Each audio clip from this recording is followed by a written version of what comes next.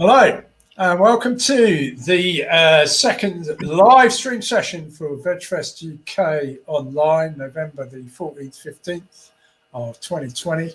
And I am absolutely thrilled to be joined for this session indeed. It's going to run the whole session is David from the Vegan Business Tribe, David Pannell. Hello, I can see you're sat there. Hello there, Tim. Absolutely lovely to see you again this morning. Yeah, it's great to see you, and thanks for joining us, David. This is going out live, as we know. It's hosted on vegfest.co.uk website. It's also on the event page, the Facebook page. It'll be going out on Twitter, and it's generally available afterwards too. So if you're watching afterwards, that's fantastic. So, David, just before you begin, I'll just say this is part of the live event. There's a number of exhibitors who are exhibiting. There's a number of special offers. There's going to be some further live streams later today and indeed tomorrow when we have the Wildlife Summit. And there's a number of presentations up there too to be seen at any time. But this particular one is going to be looking at finding more customers for your vegan business even during a pandemic. That's going to be, I think, the nature of the talk. So just brief us a little bit what we're to expect. Absolutely, Tim. Yeah, no, I think this is really important at the moment because, it's quite an unsettled time for many people. Right back at the start of a pandemic, was actually when we launched Vegan Business Tribe. And we had so many friends who had their own vegan businesses. They might have a vegan cafe or, run a vegan service. And it was devastating for them because all of a sudden the world turned upside down. But what we found is just with a little bit of advice, just with a little bit of knowledge about how business works and getting, getting really good about doing business, these people have turned the business around. They've completely pivoted and they're actually going to come out of the pandemic far stronger businesses than when they first went in. That's fantastic. I mean, it's really inspirational because I know it's interesting for us because we're in the event sector and the events, VegFest UK is an event, and the event sector is on its knees. Very little bright hope at all, although a little bit transformed recently. But of course, vegan businesses do have an option if well managed and knowledgeable and a certain amount of luck and guidance to grow during the pandemic because there's a big interest in plant-based options anyway. That's a growth area, but there's also a big interest in immune strengthening, general health. So of course a number of the people within our extended trade of the vegan vegan food especially have seen some quite big growth figures. And of course growth brings its own problems as well as lack of business. And although I would always prefer to have the problems associated with growth than the problems associated with a downturn, or in this case, in complete removal of income and the associated issues. Nevertheless, navigating your way through with the business. And it's really important. I think sometimes people don't always recognize the value of the vegan business, the activism role that's played. These guys here, Butte Island, the amount of influence they've had on the world by making the vegan cheese for the last 32 years on the Isle of Butte, in no small way because of the amount of people who followed them. And to some degree, I can claim the same for VegFest, is that when we started doing our events, there were no real events. There were a couple, to be fair. Absolutely, there were two really good events.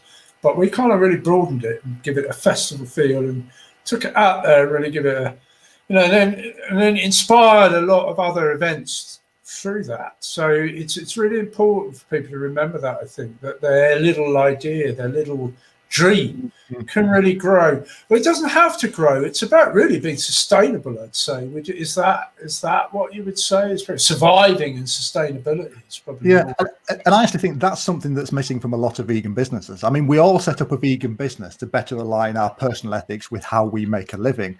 But you need to really ask yourself, is that enough? You know, if just launching a vegan business, are you actually helping the vegan cause through that? You know, are you actually out there converting more people towards veganism and helping them start on their plant-based journey? So I think sometimes that's something that can be missing from vegan businesses. And it's quite often quite a hard question to ask yourself, you know, am I doing enough? Just by having my vegan business, what campaigning am I doing within that? And how many more people am I getting onto that vegan journey? We just touched on that with our last guest, actually, in Shareable, in when we did VegFest UK chat this morning. We're talking just a little bit about that, sort of similar aspects. So, but one of the things I would say is much like with Hench, I mean, if you want to, you know, he's a trainer, he trains people for a living. And if you want to, you may be quite good, quite fit, quite healthy. Actually, I would imagine you probably need to be if you're going to go and spend any time training with that shit. You need to be at a certain level. But he will. He's an expert. He will. He's a teacher too, and he will help you improve and give you some of the tips and some of the guidance and, of course, the inspiration. And I think it's a framework, helping provide a framework. And that's what I like about what your work is doing in the vegan communities. And it's in some respects, it's a very subject for people. We don't like talking about money. We don't like talking about business. Sometimes it can be a bit of but you give a framework of support and coaching, inspiration, good tips in many ways, much like somebody training you to get fit and healthy for your body. You do the same for a business. So I do think it's really important what you do, the work you do, and of course with your partner, Lisa, you do not only the vegan business tribe, which I think has 900 businesses on board or something. We have so far, yes. It's very interesting that you mentioned Hench before. We know Paul Curtin very well, and we actually did a video with him last month, and it's all about, you know, how to work with vegan influencers. So if you either want to be one yourself, or if you're wanting to sell to vegan influencers to get them to promote your brand, and he is just a font of information. You know, he's gone from having hardly any followers, and he's worked from the ground up, and he's just such a great person to know, and he's so open with sharing his experience. And I think that's what you find in the vegan ecosystem. We're all just wanting to help each other.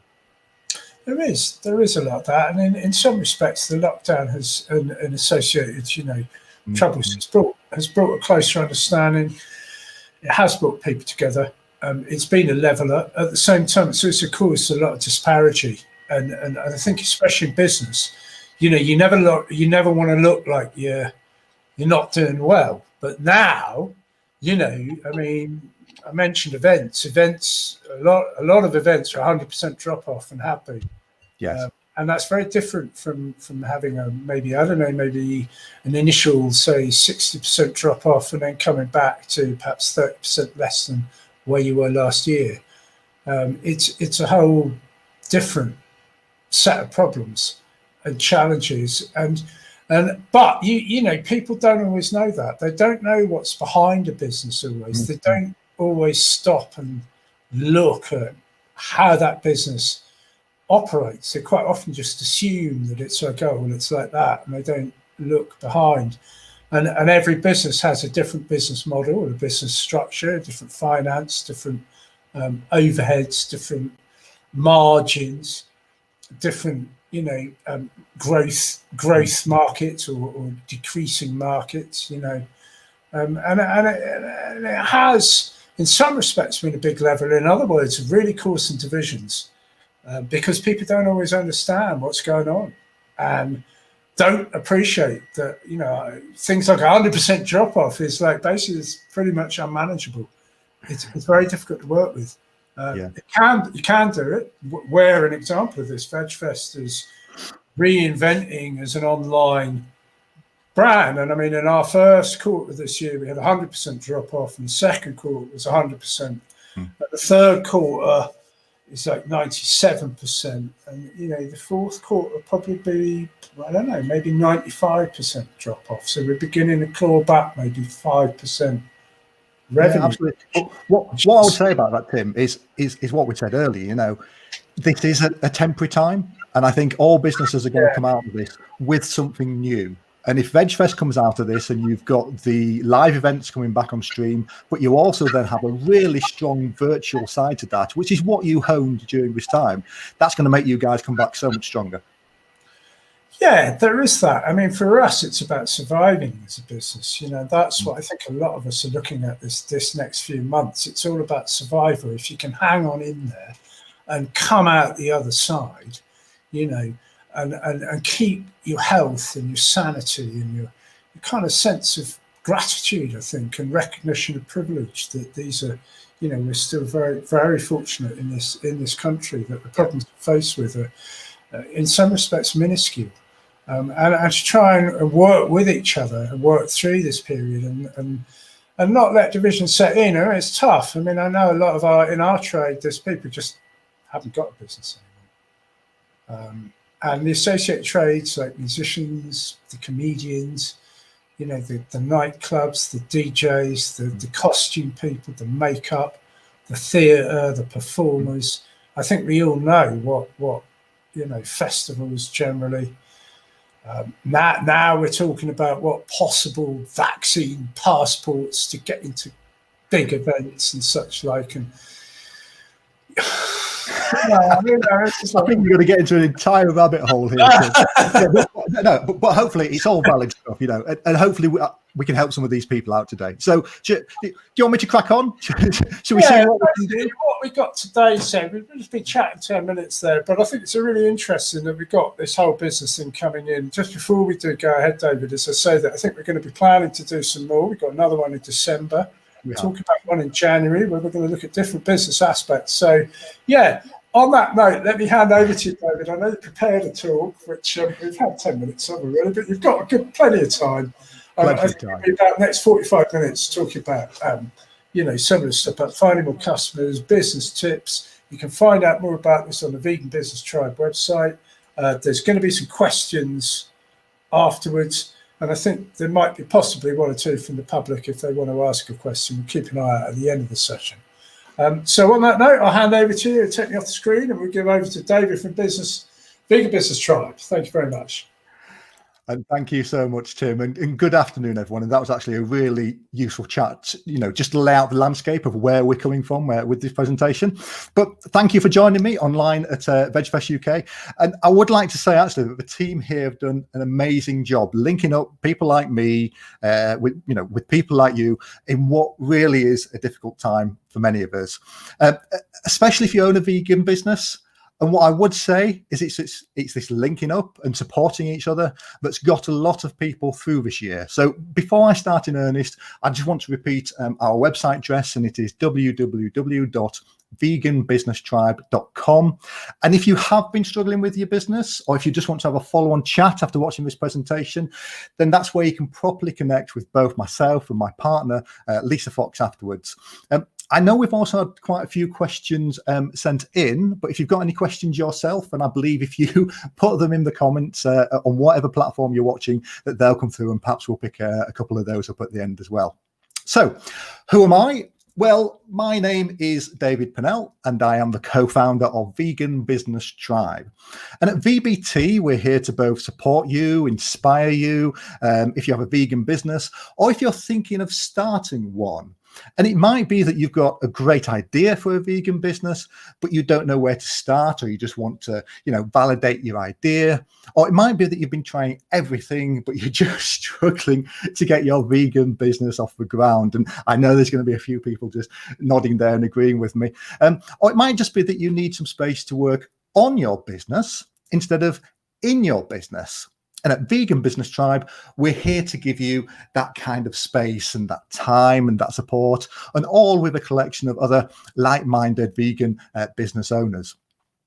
Now, on the site, we've also got a full 25-module vegan marketing course on the website. So if you do take away some useful tips from this talk today, then you can dive in and sign up for the course to go through some of the exercises I talk about in a lot more detail.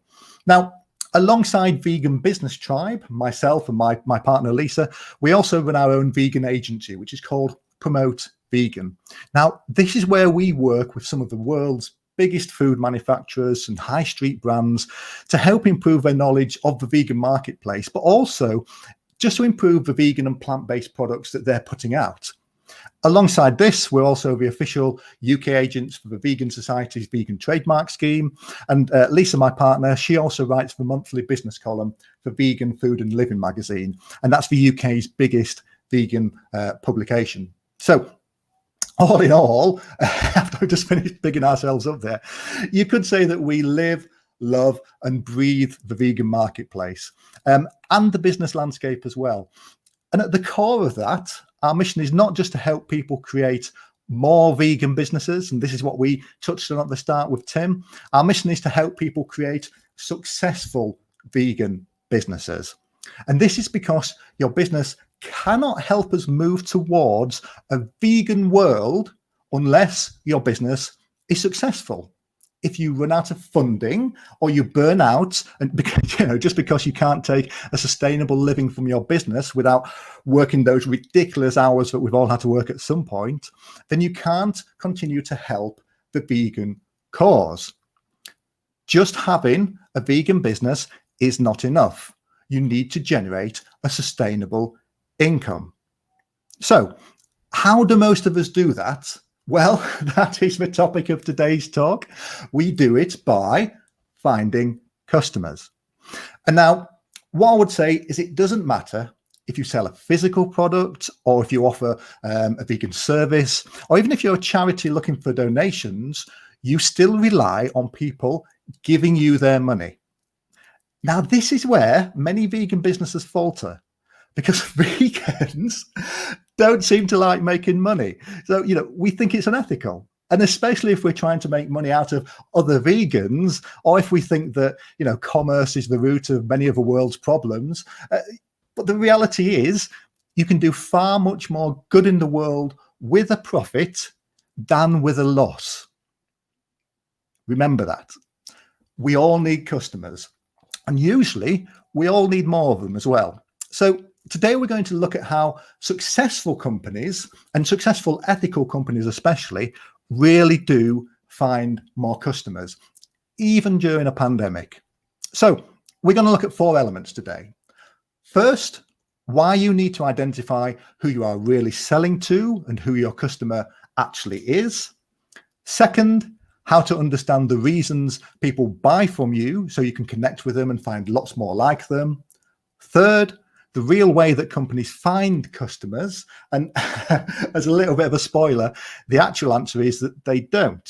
They create a business that is so remarkable that people can't help and share what they do. And fourth and finally, we're going to also look at how to create a funnel that takes someone from having an interest in your business through to making a purchase, and then through to also being your biggest advocate. Now, that's quite a lot to get through in the 40 minutes or so that we've got available today. So, as I said, if at the end of this you want to know more about how to apply what you've learned to your own company, then do head over to Vegan Business Tribe and I will happily pick up the conversation with you over there. Okay, so let's get right back to basics. You might be wondering about the best way to find customers. Should you be using Instagram? Should you be doing PR? Should you try some appointment making, telemarketing or Google Pick advertising? And the reality is, if this is where you're starting out when trying to work out how to get more customers, then you just need to stop. So often I'll be sent someone's marketing plan or business plan, and they'll talk about budgets, what channels they're going to use, what promotions they're going to do. And you know what's completely missing from this entire plan? The customer. Now, it might sound either obvious or perhaps dumb, but if you want to start finding more customers, then your whole thought process needs to stem from knowing and understanding that customer. And the biggest mistake that I see vegan business owners make is they think they know their customer because they think they are their customer. They think they're selling to people just like them. And especially if you set up a business on the back of you creating, a product which is an answer to your own problems because perhaps you couldn't find a solution out there. Well, let me tell you this. You are not your customer. and I can't put this strongly enough, so I'm going to say it again, you are not your customer. And if you're basing all your marketing decisions, your branding, your promotion, and what your products are, assuming that your customers will want exactly what you want, then you're only ever going to sell to a market of one. Especially if you're selling to other vegans, you might think that your customers at the same point in their vegan journey as you are. You might assume that because your customers follow a vegan diet, that they'll also avoid palm oil because that's what you do. You might assume that you're vegan for the animals, so that your customers are also, and they're all going to engage with ethics-led messages. But let me tell you this. All you have to do is spend some time in some vegan Facebook groups and chat rooms, and you'll soon find out that vegan means a lot of different things to a lot of different people. So unless you've already talked to and surveyed your customers or potential customers in a lot of detail, and unless you've researched the wider marketplace, far beyond your own experiences, you need to assume that right now you know absolutely nothing about the people you are selling to. Now, this might sound harsh, but let me just take the example of Beyond Meat with their Beyond Burger. So imagine you were in charge of selling their Beyond Burger, which is a meat replacement burger. Where do you think you'd market it? Would you head around the vegan fairs or try and get Earthling Ed and Jerry Carbstrong to promote it, to get it in front of as many vegan consumers as possible? Well, if so, you're completely wasting your time, because vegetarians and vegans are not customers for the Beyond Burger. 93% of Beyond Meat's customers are meat eaters, and that's their own official research stats. Vegans and even vegetarians hardly get a look in. So had they set out with a marketing campaign targeting vegans, they would not currently be valued at something like $3 billion. Now, we would all love to have a company worth that, but it's a really, really important point. Just because you are vegan yourself and you set out to sell a vegan product, what's the catch line? You are not your customer. And if you haven't already extensively researched and identified who your customer is, then there's no point even thinking about what social media platforms you're going to use or what kind of Christmas promotion you're going to do. You need to understand this journey your customer is on and the real reason someone buys your product. Once you know this, then every other decision comes from that. Your product might be vegan, but that does not mean that vegans, who, if we're being fair, only make up 1%, 2%, perhaps 3% of the marketplace, are the ones that are really going to connect with it. So think about your own vegan journey. Was there a time before you went vegan that you started trying plant-based products, or did you first start on your plant-based journey because of your own personal health? I did. It took me about 10 years to go through meat reduction to vegetarian to dairy avoidance before then moving to a plant-based diet, and then eventually, years later, to being ethically vegan. So you need to understand where on this plant-based journey your customer is so that you can learn how to better connect with them. And this is where you really need to get rid of your preconceptions and your stereotypes. You're just as likely these days to find a carton of Oatly in a building site fridge as you are in a student's kitchen. And you can only imagine the different approaches your sales and marketing would have to take if you tried to connect with both those customers. So that's our first point. You need to spend time identifying and learning who your customer really is and get rid of your misconceptions, because you are not your customer. Okay, I think I've said that enough, but it's going to sink in and you take that away with you. But then this leads us on to our second point of how do you actually learn who your customers are? Well, this is either the fun or the terrifying part, depending on what kind of personality you are, because you find this out by talking to them. Now, I know this sounds obvious, and people say to me, well, I talk to my customers all the time, but do you really? Have you ever asked your customer why they bought your product? Have you sat down with a customer to find out what their decision-making process was when they were deciding to buy your product? Did you ask how long it took to decide to buy from you the first time? What questions they had? Who else were they considering buying from? And if you ever asked them what made them almost not buy as well, what nearly put them off? Have you even asked the most simplest question of where they first heard about you? Because if you haven't got the answers to all these questions, then I guarantee that finding and connecting with new customers is always going to be an uphill struggle. You need to study those people who give you money, and you need to understand the process they've went through when deciding to buy your product. And this is the key part to finding more customers. You take the people who have already bought from you, even if that's only one person, and you make them your best friends. You find out everything you can about them so that you can then learn how to find more people just like them. There's no point in spending lots of time and money on getting your marketing message in front of people if you don't understand the reasons why those people would buy your product in the first place. There's no point paying for, say, an ad campaign to send thousands of people to your website if when that person comes to your site, what they see there doesn't connect with them. And in marketing speak, we call this a value proposition. Now, a value proposition is the thing that a customer actually wants to buy from you. And you need to understand that the actual thing they're buying, so, the thing of value they're parting with their money for, this might not actually be your product. Okay, that takes a little bit of time to get your head around, but most customers,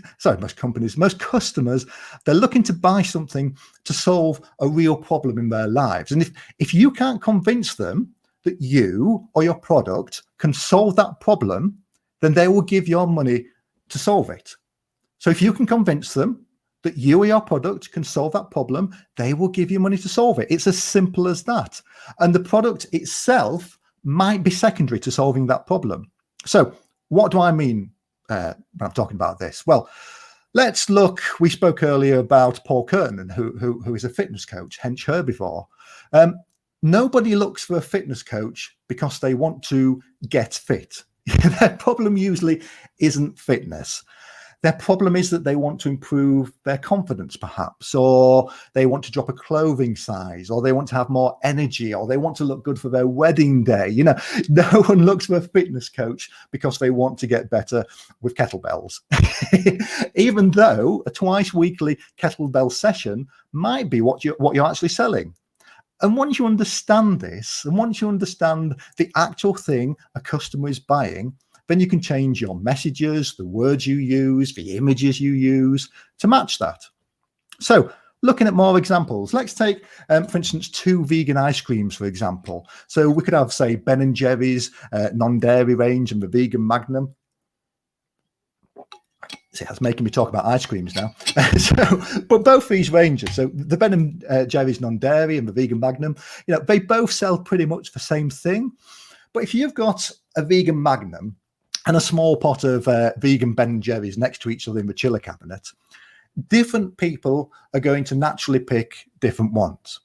If someone's more concerned about the environment, they might decide to pick up the Ben & Jerry's non-dairy. They know it was set up by a couple of hippies. There's even a photo of these 2 hippies on the back of the pack. They see the Fair Trade logo. It looks rustic. It connects with their life view. Whereas someone who, would choose the vegan Magnum might be after something more indulgent. They might eat plant-based, but they don't really think about where the ingredients come from.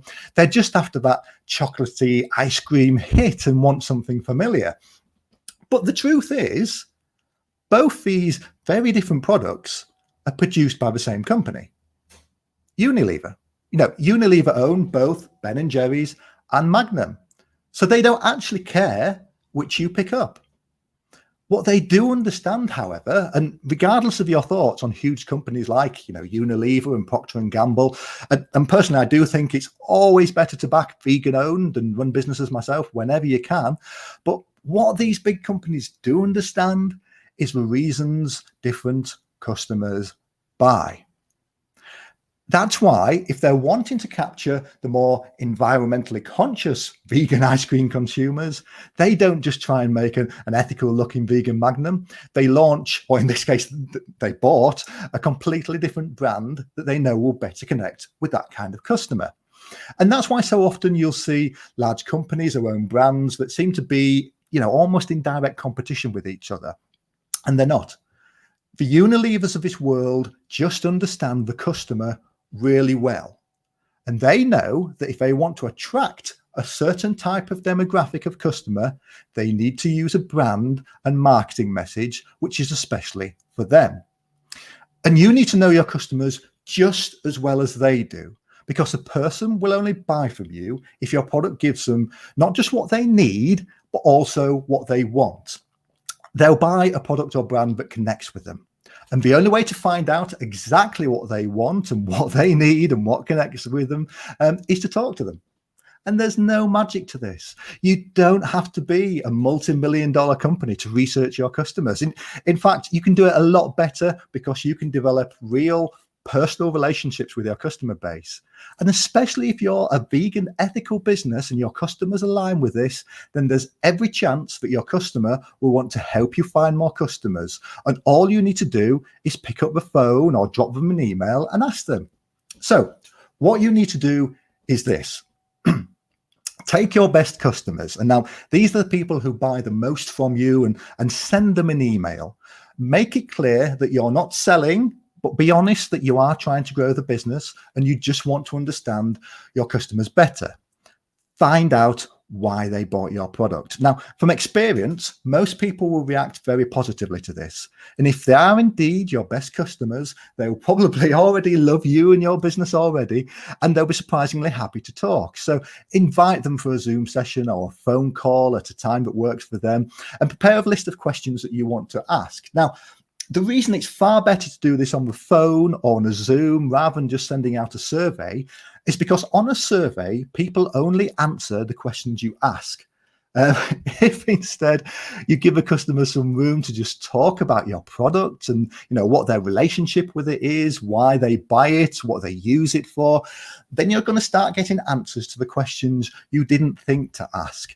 And these answers might surprise you. They might not have connected with you and bought your product for the reasons that you thought. And doing this is really important, especially if you're an e-commerce company. If all you know about your end customer is their name and where they live and an email address, then you're in big trouble, because any marketing you do or any product development you do, I don't know, it's like telling jokes to an audience who are sat in a different room. They're watching you, but you can't see them. So you've no idea what kind of messages they're going to connect with and what's making them buy. And you might also say that if you're a B2B company, or if you're selling to businesses, not people, that this doesn't apply.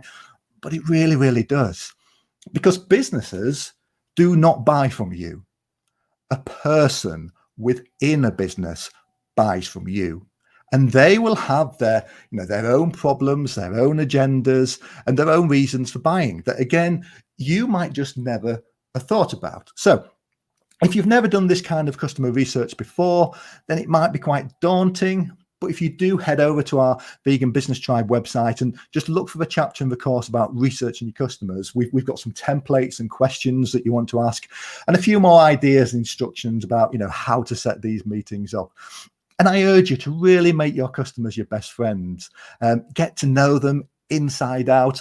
We do this ourselves with members who sign up to Vegan Business Tribe, and we're constantly tweaking our messages and our homepage, based on the feedback we get from new customers. What marketing channels we put our time into, where we put our marketing budget, all these things is dictated by talking to our customers and finding out what channels they use. Because what you find is when you talk to enough customers, you'll start to find commonalities. You'll be able to start grouping people together and create what we call customer profiles. Now, I worked with a company once who, after talking to their 5 best customers, found that, well, 1, all were female, and that 3 of them practiced yoga daily. In fact, their top customer was actually a yoga teacher. And now this insight to what kind of people were most connecting with their product made them completely change the tone and focus of their marketing, and it dictated what messages they led with. And you'll find these themes running through your own customers if you speak to enough of them. And you can have a lot of fun creating profiles for each. Give them names such as, I don't know, Catherine, the cafe owner, or stressed executive Erica. Spend some time focusing on each. Why are they buying your product? Where do they get the information from? And what messages are they going to connect with? Knowing all this then dictates a whole load of decisions that you will make about your marketing. So you might, what did we call her? Stressed executive Erica. You might realize that stressed Erica is your ideal customer, but she goes straight to Amazon for everything she buys because she's so stressed. She only gets a 20-minute lunch break. So she has no time to be looking around at websites. So it might mean that you need to move your product there in order for her to see it. And when we, interviewed our own sign-ups to Vegan Business Tribe about where they usually get their information from, I think it was about 75% said that they listen to business podcasts. And this led us to focus on creating a new vegan business podcast ourselves, which we'll be launching in a few weeks. And we decided to do that over putting more time into YouTube, for example, just because that's what our customers were telling us. So we've been able to take that knowledge about our customers and use that to take our message to where we know our customers are spending their time. Now, it's this insight which makes, it just makes a huge difference to your business. Find out the reasons people buy from you, and don't be afraid to ask them why it took them so long to buy from you and what you could have done to make it easier. Okay, so by now, you're hopefully seeing the value in really understanding who you're selling to and why. And if you don't do this, it can be a real barrier to finding customers. You're just shooting in the dark. You're just guessing about what might work. And this can be very time consuming, expensive, and if I'm being honest, it can be soul destroying as well. You need to first get rid of your preconceptions of who your customers are, and then spend real time building up your understanding of these good people who are buying from you. Remembering that each is a person, it's not just an order. Okay. So this thing brings us on to my third point of how to find more customers, which is probably the most important thing I want you to take away from today's session, because so far we've talked about finding customers, but the real key to having a successful business is having a business where your customers find you. Now, out of everything I can teach you, this is probably the thing that will have the biggest impact on your business if you follow through on it. It affects everything you do in your business. Now, what I'm talking about is creating a company that is remarkable. Now, I'm using the word remarkable in air quotes there because I'm using it in its true meaning. You need to create a company that people can't help but remark on. People need to have a reaction when they first learn about the work you do or come across your business. And that reaction might be, wow, or it might be to spit out their tea. Now, both these are better than just a shrug.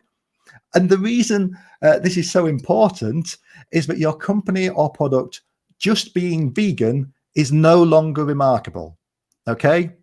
So you need to really understand this. New vegan companies are starting up every day. All the main brands and retailers are launching vegan products. But if you have a vegan company that people can't help but stop and take notice of, then that's when the company starts to market itself. So think about when you sit down and talk to your partner, or your friends over dinner. What sort of things would you tell them that you saw that day? Well, you need to create a company that someone would tell their partner about over dinner that evening, or that someone would just have to get their phone out and take a photo of it and share it on social media because it was just so remarkable. You need to have something about your business that makes someone stop in their tracks and double take. You need to have something, so different that everyone who comes across your company tells everyone they know about it. They have to share it on Facebook. They have to drag other people to come and see it. Now, you might be thinking that this just doesn't apply to what you sell, but I absolutely guarantee that it does. Because if you do this successfully, if you have something truly remarkable about your business, people will share your message for you. And every bit of marketing you're going to do will be far easier and get far better results because of it. So think about your business now. If someone met your company, say at a vegan fair, or if they visited your website, or perhaps they listened to an interview of you talking about your background and your origin story on a podcast, would that person rush off and drag other people back with them so that they could see it also? Would your company make them get their phone out and share it on Instagram because it was so remarkable? Would they talk about you over the dinner table that night because it was the highlight of their day meeting you? Would they keep sharing a link to your business on Facebook? Can you see that if your company is truly remarkable, you'd have to do almost no marketing at all? And what effect would that have on how many new customers you're going to connect with? Okay, so you might say, well, I've got a good product, and a lot of people have, really great products, but they might think that there's nothing that remarkable about what they make or sell. You might ask, how can I create something that would, stop people in their tracks when all I make is X or whatever? Well, the real secret to being remarkable often isn't down to the product you sell. So you could have something very dull, an everyday product. I'm not suggesting your product is dull, but you could have a real everyday product, but still manage to be completely remarkable, because it can be the story you have to tell or the difference that you're trying to make in the world that is so remarkable that people have to talk about it and share it. So I want to just quickly look at a couple of examples of how people have made remarkable businesses and see if I can convince you that you can do this too. So at Vegan Business Tribe, I look out for these companies and stories all the time. They're the new members that jump out at us when they join, and they don't necessarily have a better product or they're not huge companies, but they've just found something that's really remarkable, this remarkable angle to what they sell. And one of my favorite examples is a lady called Beth Hart. Now, Beth joined Vegan Business Tribe, and and she introduced herself in the forums as Miss Hart, the vegan taxidermist. Now, I remember this very clearly because I almost spilt my coffee when I saw it, because as I'm sure you know, taxidermy isn't very vegan. It's stuffing dead animals. So how could you be a taxidermist and be vegan? I was sat there panicking about, what kind of person we'd attracted, and was I going to have to try and explain what veganism was? But she got me completely, because of course Beth doesn't stuff dead animals. She's actually a tailor and an artist, and she makes fabric skulls, and she makes pretend mounted skeletons of tooth fairies, amongst other things, and they're all made from vegan fabrics. But she uses the vegan taxidermist title to make people stop and double take. Now, of course, she could have just said that she was a vegan artist, but then people wouldn't go through the same process of stopping, working it out, being a little bit confused, and then usually laughing and getting the phone out and sharing her creations on social media. And something like this just works so well, because I went back and, told Lisa all about her over dinner that night. And then Lisa went through the same process of, what, a vegan taxidermist? And I enjoyed watching her go through that thought process, the same one that I did. And so Lisa then interviewed Beth for her column in the Vegan Food and Living magazine. I still continue to tell everyone I meet about Miss Hart, the vegan taxidermist. I'm telling you right now all about her. And if you want to see and even buy Beth's creations yourselves, just search for sutured specimens on Google or Etsy.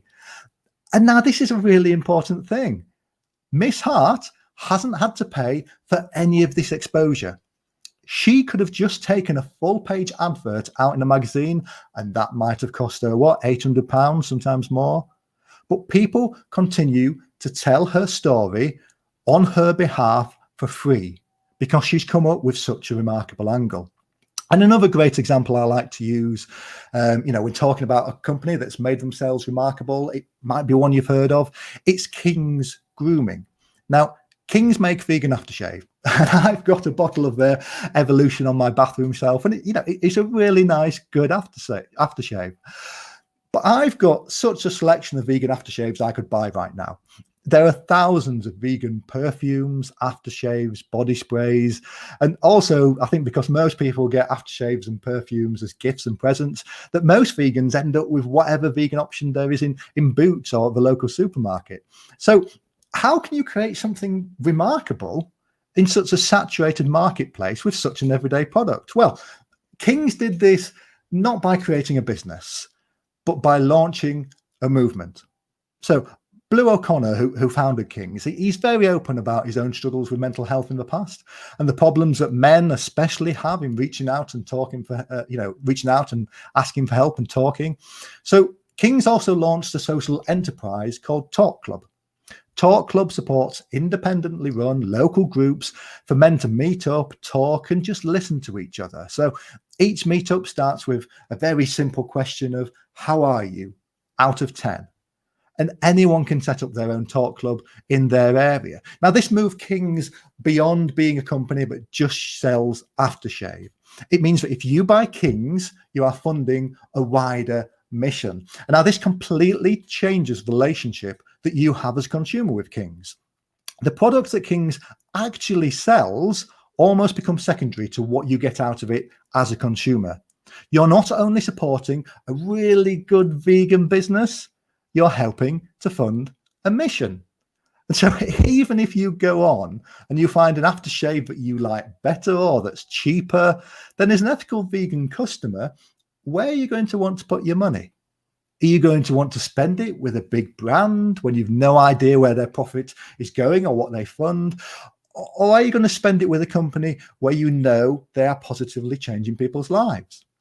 Now, I won't lie. Defining what can make your company truly remarkable, it can be really hard. But if you've got a story that people want to share, if you're on a mission that people really care about and want to join you on, then you don't have to spend as much effort finding customers, because those customers will find you. And some companies I talk to think they are already remarkable. They will say, well, we've got a great product, we give a great service. And the first thing I ask is, but don't your competition say that too? So you can't be remarkable just by giving better customer service than everybody else. No, unless you genuinely go and pick up your customers in a limo and then drive them to every meeting with you, just answering emails quickly and being available on the phone will not make people share you. You also can't be remarkable just by selling cheaper than anyone else, unless your market is known for being really high priced and you have genuinely worked out a way to deliver the same product at half the price of everyone else without going bust. Okay, so just selling at a slightly cheaper price won't make people talk about you. You also can't be remarkable just by making a product that you think is better than everyone else's, unless it is genuinely 100 times better. Something just being better isn't enough for someone to ditch what they currently have and buy from you instead. It needs to be so much better that it makes what they are using at the moment completely redundant by comparison. Just being better won't make someone take out their phone and share you on social media. Now, you also can't be remarkable if a thing that makes you different isn't actually something a customer cares about. Yes, okay, so you might be the only vegan chocolate company that makes green chocolate. Amazing. But compare that to Moofree, who have a policy to actively employ people who have difficulties finding employment, and that 20% of their workforce at Moofree are actually people with autism. Now, that is remarkable. That is something you tell people about. Now, for some of you, I know this is going to be hard, but it's worth the pain, because if you cannot write down something that is genuinely remarkable, and not just good, but remarkable about your business, then everything will be an uphill struggle. You will have to fight, not just to win each new customer, but also to keep them. If you don't have anything remarkable about your company other than just being vegan, then somebody will do it better, somebody will do it cheaper, or somebody will come along and just do it a hell of a lot bigger with a lot more money to throw at it than you have. Okay, so again, I know how hard this can be. So we've actually got a couple of exercises on our Vegan Business Tribe marketing course, and you can use these as a starting point for working out what the remarkable thing can be about your business. So this now brings us into the last and final part of how to find customers. And in a way, this part is probably what you actually thought you were tuning in for, because once you know who you are selling to, better than you know your best friends. And once you've got a remarkable business that people are sharing on your behalf, then that's actually a lot of the hard work done in finding customers. But it's this that most companies completely miss, which is why it can be really hard to find an audience for your business. But once you do have these really, two important things in place, you'll find that you start to attract people to you. But then you need a way to funnel those people who just know about you into people who buy from you. Now, you might have come across the concept of funnels in business before, but if you haven't, don't worry. We're not talking about funneling water or oil. We're actually talking about funneling people in the nicest possible way, or more specifically, funneling customers. And now there's several steps someone goes through when they buy a product or a service from you. And you need to be aware of what these steps are to make sure that you have a strategy to encourage people from one step to the next. So let's just look at an example.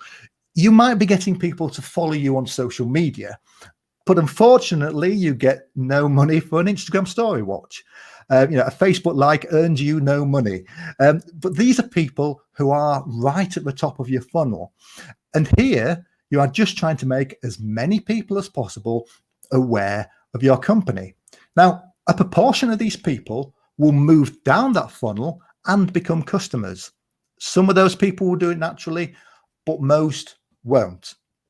For most, you need to have a strategy to take someone who is currently just aware of your company at the top of the funnel to then take the steps that they need to take to become a customer. So, learning how to identify what part of your funnel a customer is at, and more importantly, where they're getting stuck, is a really important part of generating new customers.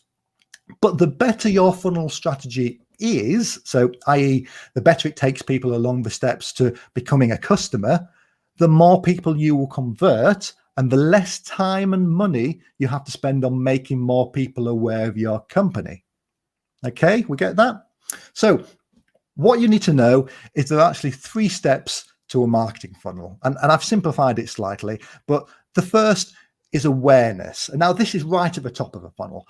These are the people who you've made aware of your business through advertising, vegan fairs, social media posting, and all this other, great activity you've been diligently doing.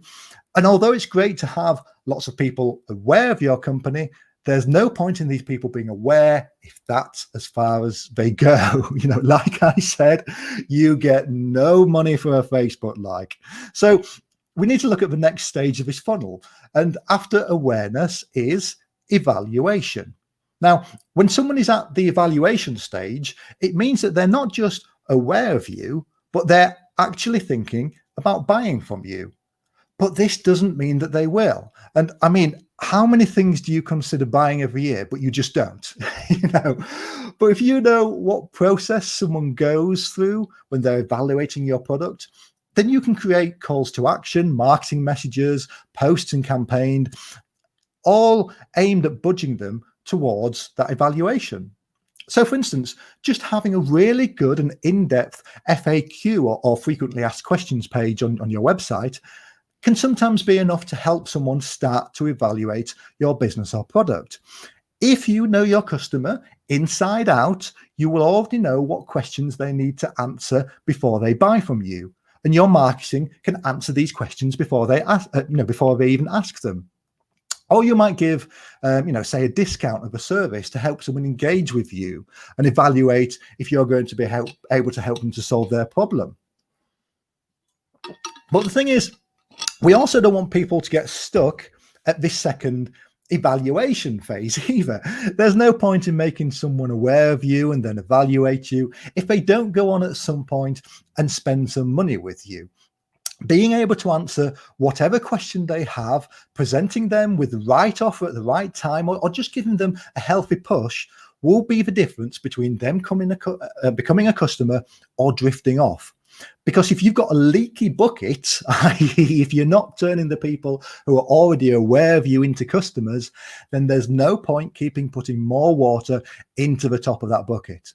So this is why so often now on a website, instead of companies asking you to straight up buy a product as their main call of action, or asking you to book a discovery call, instead they just ask you for an email address in return for some useful information.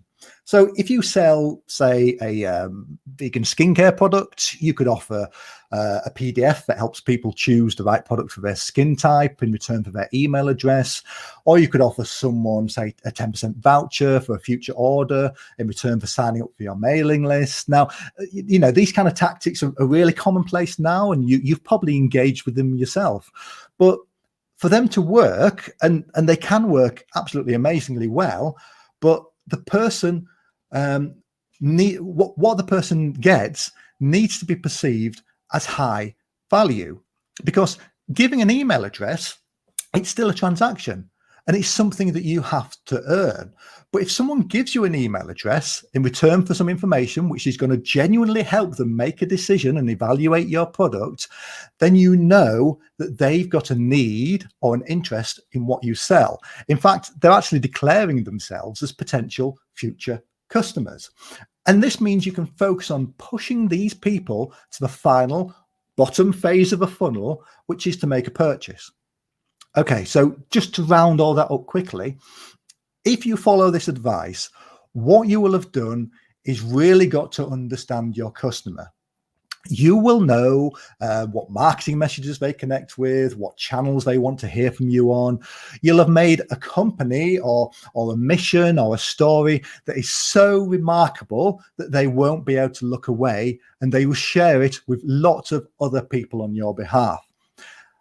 And then you will have worked out a way to take all these new people who are showing an interest, who are showing an interest, or they're following you, and nudge them into your funnel and make it easy for them to evaluate you and even self-declare they're interested and giving you an email address to prove it. But, okay, this is a big but, you can do all this and they still don't become a customer. Now, this really is the most frustrating part, especially for new businesses. But what you have to remember is just because now is the time that you want to sell, it doesn't mean it's the time that someone else wants to buy. Think about your own experience. How long does it take you to decide to buy something? How often do you go away, think about something, and sometimes just, often forget about something you're considering buying at all? I tell you what, it happens to me all the time, and it happens to your customers all the time. And this is why the real secret to sales and finding customers is what we call nurturing.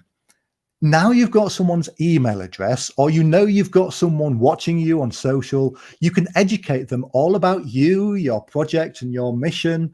But 90% of the people coming to your website or browsing your product, they're just not ready to buy yet. But there's a good chance that they will if you keep reminding them, nurturing them, nudging them. And this really is one of the biggest mistakes that business owners make. They just give up on a prospect and prospective customers too early. A no today can be a yes tomorrow, or in a week, or in 6 months' time. And you have to make sure that you've stayed in contact with them and kept your message in their mind until they are nudged over the line. If you don't, you'll find out that they actually ended up buying from a competitor instead, just because they kept in touch with them better. Now, I could spend half an hour on just this alone, but we've got a whole chapter on strategies for nurturing potential customers in the marketing course. So I'm going to send you there instead. Just go look there if you want to know more, because I know, what time are we on? Okay, we've been talking about 47 minutes this. So we've got a few questions that have been sent in that I want to answer as well. So I'm going to leave that there for now and leave you hanging a little bit. But what I would say is if you want more help in marketing your vegan business, then do come sign up at Vegan Business Tribe. Enroll on the course, and Lisa and I will be on hand to answer these sort of questions as you work your way through it. We've got a mentoring forum. We run regular business clinics. So we're here to give you real hands-on support. So before I go into the questions I've been sent through, I'm going to just do a quick final roundup. First of all, get rid of your preconceptions of who your customers are. That's really important. Point number one. Point number two, make your customers your best friends. Get them on a call and learn everything you can about why they buy from you. Point three, build a remarkable business that people can't help but talk about and share. And remember, it might not be your product that is remarkable. It might be you and your story instead. Okay. And then point number four, understand the process your customers go through when deciding to buy, and create a funnel strategy to move someone from being aware to evaluation to purchase. Okay. So I really hope that you found that useful now. I know we've come up to 2 o'clock. Lots of comments here, which I might try and pick up some of these in a moment. But we have been sent in some questions beforehand. So some of these have come from members of Vegan Business Tribe. Some of these were submitted through social media as well. So first question we've got here is from Ellie. Now, Ellie, I don't know if you're watching, but it says, I'm one person. Okay. How the heck do I balance content creation, selling, customer service, and everything else? What should I prioritize? SEO, blogging, Facebook, Instagram. I haven't got time for all of them. Now, I really link up with this, Ellie, and I know exactly what you mean. And this really is, it's a brilliant question, because you've got so many things that everyone is telling you to do. And if you've just listened to this whole presentation, I'm sure you've got 100 more. And there's a lot of noise out there saying that you should be doing, Instagram stories, 5 times a day, emailing your mailing list, doing Facebook Live, writing blogs. But the reality is, this goes right back to what we've already spoke about at the start. It's all about knowing your customer. So as part of your customer research, you'll find out, what people respond to the best. And like I said, at Vegan Business Tribe, we were just about to start focusing on YouTube. But we found out that most of the people who were joining Vegan Business Tribe, when we spoke to them and when we got them into Zoom sessions, we found that they actually really liked listening to podcasts. So that's what we're focusing on next. So I'd also say that you need to be aware of your budget as well. And by that, I'm not necessarily talking about money. I'm thinking about your time budget. Because when you're faced with so many options, you end up doing one of two things. You either freeze completely because doing all this stuff just looks like a lot of work and you don't know where to start, which I think is maybe where you are right now, or you try to do them all and you end up finishing none of them. So I'm going to cop out slightly here and just say, go back to your customer profiles and your customer research every single time. Work out which of your activities which of those activities are going to connect with them the best, and then make those your priorities. And don't be afraid of admitting that you can't do it all. If you've only got time to do either Facebook or Instagram, then don't try to do them both. Find out which your customers use and then focus on doing that one just really well. Okay, so I hope that answers that question. Right, then the next one I've got here is from Fiona. And Fiona says, loving the marketing course, especially the part on being remarkable. Okay, we spoke about that today. And that's led to me and my partner having lots of arguments over what's remarkable and what's not. That's brilliant. Question. So what I want to ask, though, is you talk about you need to understand someone's buying timeline and understand that just because you want to sell doesn't mean that it's right time for customers to buy. And that's what we've just spoken about there. But how long? Okay, good question. How long should you keep trying something before deciding if it works or not? Okay, now thank you, Fiona. And I know if it's Fiona I'm thinking of. I know that we've had a conversation about this in the comment section on the website. So I assume how long you should keep trying to do a marketing activity is what you're talking about, rather than the business as a whole, before deciding it's not working. And there's two things I'd say to this. So the first is, again, and I know I keep going on about this, I'm going to sound like a broken record, but it comes back to knowing your customer. So if you've spent time talking to your customer and you know how long it takes them to make up their mind, then that's your answer. So, for example, if you sell vegan sweets, for instance, you know that someone comes to your website twice before buying over a couple of weeks, then you should start seeing some results in a couple of weeks about the marketing you're doing. And you'll probably also, pick up some impulse buys also. So if you get a couple of weeks in and you know that their buying decision usually takes a couple of weeks and you're not getting any customers or sales, then that's not working yet. But if, for instance, though, I don't know, you sell something like coaching that's costing somebody maybe a few £100s, that might take someone several months to go from first hearing about you to make an inquiry. So you need to keep running things a lot longer. Now, in my past, I've sold some, really big industrial companies in the past, and it would take them 2 years to go from identifying a problem to then buying a solution, and that buying that solution from me and the company that I had at the time, and that was a really long, drawn out process that you just have to not give up on, and you need to work at their pace and just make sure that you stay in their mind for a couple of years. So what I'd also add to that, though, is you can find out a lot by testing before fully committing yourself. Now, this is actually really important, and it's something myself and Lisa tell people over and over again. So imagine you're thinking about selling online through your own website and using a Google pay-per-click campaign, for instance, to send people to it. Instead of building a full e-commerce website and putting lots of money into pay-per-click and then find out if it works after you've done all that, instead just make a single page that looks like a product page but isn't. So it's a little bit sneaky, but it's got all the photos, all the features and benefits, and just put a banner on there saying the product is currently out of stock, but ask people to enter their email address to be alerted of when it's back in for sale. And now you could just have put a little bit of money into Google or Facebook advertising to send people to that page and see how many people leave their email address. And this way you can test if the idea works first, and if there's an interest, and see if the ad works, and what you put on the landing page, and see if that gets people interested. And you can do all that without putting all the time and money into building a full, e-commerce site. And even better, you'll have a full list of email addresses of people who said they're interested and might want to go ahead. So hopefully that works. Yeah. How long before you give up?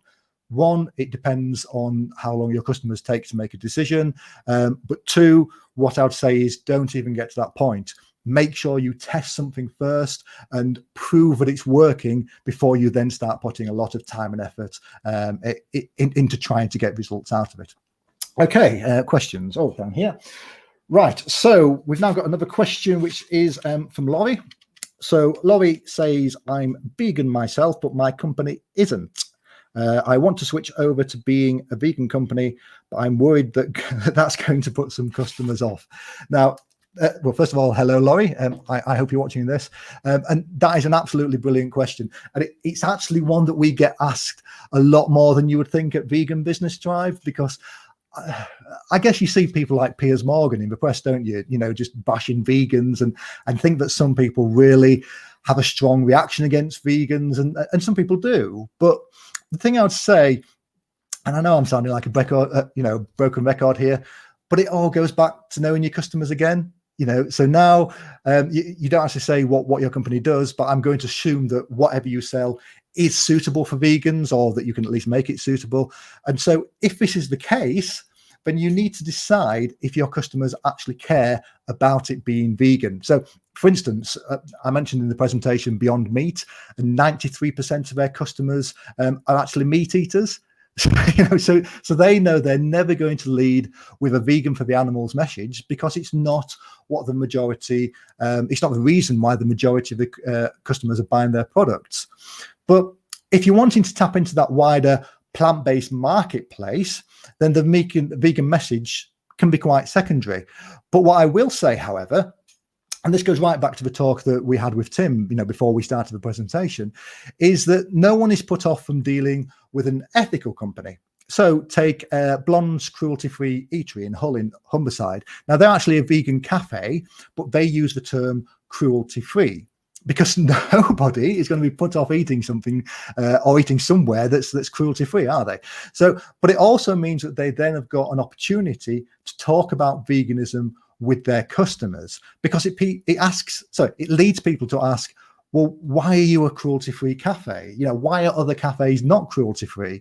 And I think that's what's missing from a lot of vegan businesses. Like I said at the start, we launch a vegan business to really align how we make money with our ethics, but how much are you really doing to further the vegan cause with your business?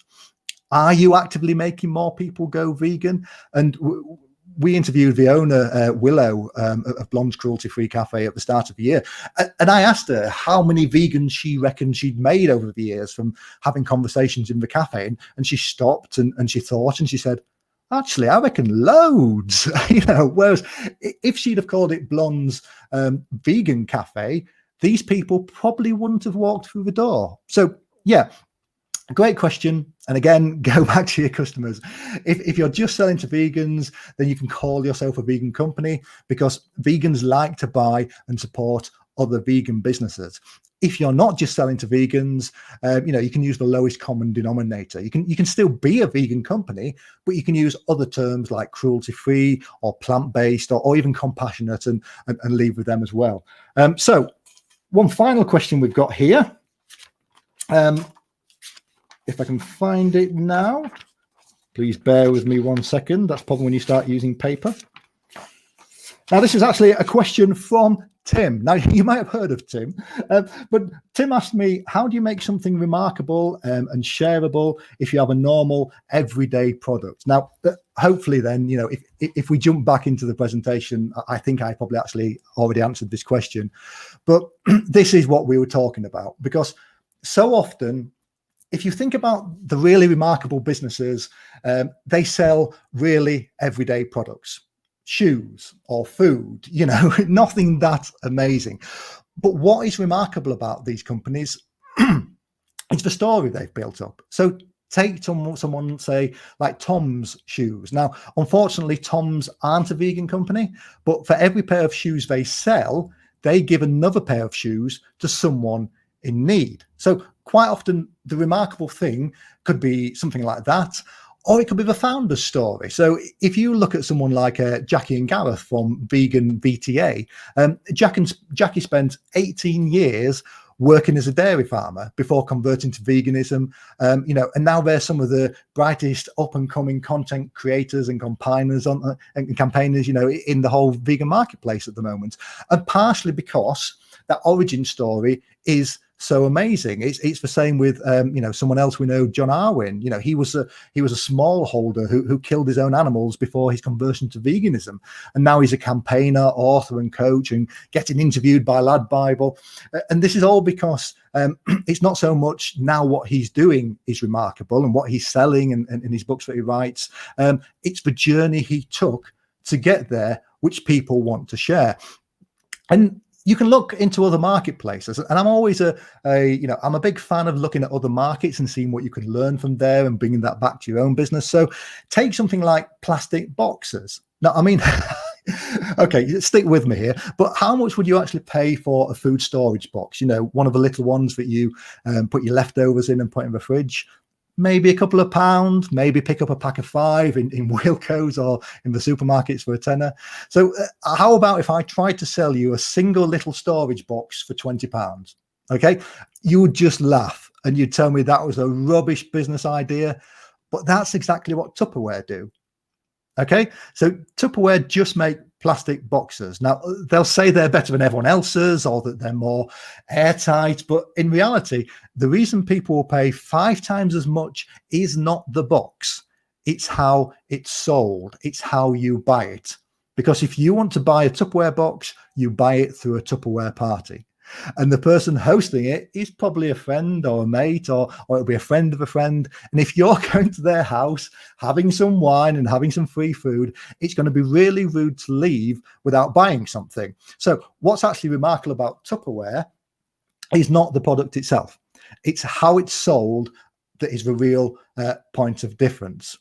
Or, as I always say, if you can't find anything remarkable, then create something remarkable. You know, you could easily run from your, say your offices in Bristol to hand deliver the order you got from someone in Edinburgh. You know, you could run it over several days and get some great, really amazing PR about what you're doing and why you do it. And then that's making the remarkable thing, not your product, but how you're promoting it and the story you're creating around it. Okay, so that's me pretty much finished now. So thank you so much for joining for today. I believe actually Tim himself should be in the wings and he'll come back on and just to wrap us up. But I would say that I know there are quite a lot of comments in the comment section. So if you haven't been able to ask your question, then do head over to veganbusinesstribe.com, or you can also just send me an email direct on hello@veganbusinesstribe.com and we can have a follow-on conversation there. So hello, Tim, you're back. I was listening in, I was listening in the background. You know, you were talking about making an ordinary product. It reminded me of my first job when I was 16. I had a job on a Slough trading estate. And it was actually in the Mars bar factory, but my elder brother, he worked in a paper factory on the Slough trading estate, which is, of course, exactly where the office. Exactly, it is, yes. Set in a paper factory on a Slough trading estate. My elder brother actually worked on a paper factory in the elder trade. You're going to tell me that you're David Brenson's brother now, aren't you, Tim? And making cardboard tubes coming alive. I mean, we work in marketing and PR quite a lot. We have to trying to make cardboard tubes come alive is like, my goodness, you know. Absolutely, but sometimes they work out being the most creative projects you can work on. You know, I mean, I've got a lifetime career in marketing and sales, and sometimes it is someone who comes to you with the most boring product that you actually come up with the most exciting, remarkable thing about them for. So yes, you know, regardless of what anyone sells, you can make a company remarkable. I've been watching, you see a few coming through too, and it's always interesting watching, especially one of the nice things in the issues. You've seen the amount of exhibitors come through and people who do really make something. I mean, I remember famously dined out a few times and watching Naked turn up for their first show with just 3 bars and 2 of them. Yeah. And, you know, 15 years later, selling, I think, so half their business for £60 million or something like that. Yeah. Still working within the business. Pucker Herbs, Pucker Teas is another one. Who started just up the road in Bristol with in the same year as Yayo here in Bristol. We started the same year, and I think they sort of sold, you know, for £100 million, you know, 2 or 3 years ago. Same thing. Fascinating stories. It is. And the great thing I always tell people is if you can see a company who's done this, if you can see a company who started out where you are now, you can study that company. You can watch what they did. You can look at the journey they took and take so much away from that and say, well, if they've done it, there's no reason that we can't do it as well. It's good seeing a few. There's a little firm in Bristol has come out called Nutcessity, actually, doing really well. Like they've been growing. Like Michael's running it, has sort of worked away. He's somebody who's a really good example, actually, of a young, fresh business just working with nut butters. He's really done well. He's got into some good shops now, and he's got up for a couple of awards and such like too. You know, it's a sort of really good one to watch. There's some great ones, and I think you've got some really good ones amongst the Vegan Business Tribe. So, David, thanks for that. I know there's a few comments there. You can go and join the Vegan Business Tribe for free. We will be doing some more at the online Veg Fest events. There's another one December 12th. We're going to do a panel, which I think we're going to be looking at funding. Yeah, it's going to be all about funding. So we've got some brilliant people lined up. I'm hoping we're going to get a couple of the big crowdfunding platforms to join in as well as people who are looking at private funding and lots of different ways just to raise cash for a vegan business. So yeah, that's going to be really exciting, that one. And there's a possibility that there's going to be one in January, but we're going to keep that one under wraps for now. For now, yeah. But we're all very excited about it. Subject for now, so but we'll look at that another day. But no, that's been great. So it's been really valuable. We'll keep going with this because it's a big part, especially for people now. Vegan businesses a lot of people have gone off in the last, especially 10 years, been motivated, who want to put their values into their working life, and are now suddenly bang up against the reality, which of course those of us that come around, 10 years ago hit with the world recession in 2008, 9, 2010. Those issues, that suddenly the reality of trying to compete in a very tough market with a very tough set of conditions. So I think it's really valuable. What I do like is you've got a very positive attitude. You've got lots of solutions at hand. You're not shy to talk about those and embrace those. So it's a very valuable asset, I think, to the vegan community at large. And you and Lisa, I believe, you're getting married too, isn't it? Is that right? We are. You're gonna make it personal, aren't you? Although that is something that we're using ourselves. So absolutely. So we're going to be talking a little bit behind the scenes of trying to get married in a lockdown. It's well overdue, and it maybe took the lockdown to actually make it happen. But yes, absolutely, and we're going to try and bring some people on that journey with us as well. It's great news, and since you've been with us at the Summerfest, of course, and my goodness, hasn't life changed since? Yes, absolutely.